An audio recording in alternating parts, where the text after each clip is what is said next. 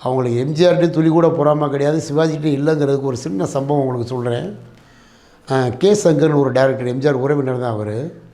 அந்த கே சங்கர் வந்து 1962 ஆலயமணின்னு ஒரு படம் எடுக்கிறார்.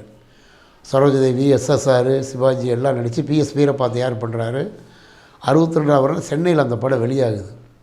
அந்த படம் எடுக்கும்போது அந்த படத்தை ரஷ் போட்டு பார்த்து நடிகர் திலக சங்கர் என்ன சொல்லியிருக்கா அப்படின்னா, என்னடா பெரிய ஏ கிளாஸ் படம் மாதிரி இருக்குடா, சாதாரண மக்கள்கிட்ட போய் சேருமான்னு தெரியலையே, ரொம்ப ரிச்சாக இருக்குடா படம் அப்படின்ற மாதிரி சொல்லியிருக்காப்புல.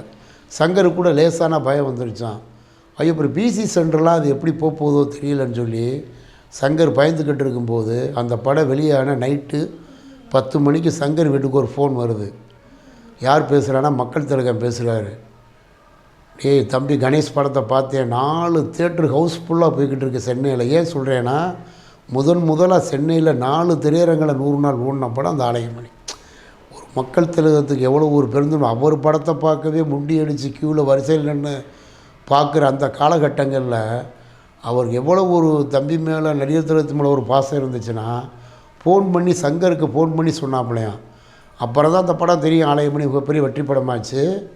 அதே கே சங்கர் வந்து திருப்பி சரவணா ஃபிலிம்ஸுக்காக 63 அதே எம்ஜிஆர், சரோஜதேவி, பணத்தோட்டம்னு ஒரு படம் எடுக்கிறார், பணத்தோட்டம்னு. அந்த அதுவும் மிகப்பெரிய வெற்றி படம் தான். 63 அது வெற்றிட்டு இந்த படம் தான். ஆனால் ஆலயமணி அளவுக்கு அது வெற்றி அடையலை. அதையும் கூட ஒரு பேட்டியில் சங்கர் குறிப்பிடுறார். கே சங்கர் அவ்வளோ ஒரு பெருந்தன்மையாக 2 பேருக்கும் குணம் உண்டு அப்படின்ற மாதிரி அவர் சொல்கிறாங்க. அந்த சிவாஜி எம்ஜிஆர் நட்புக்கு நிறையா உதாரணங்கள் சொல்லலாம்.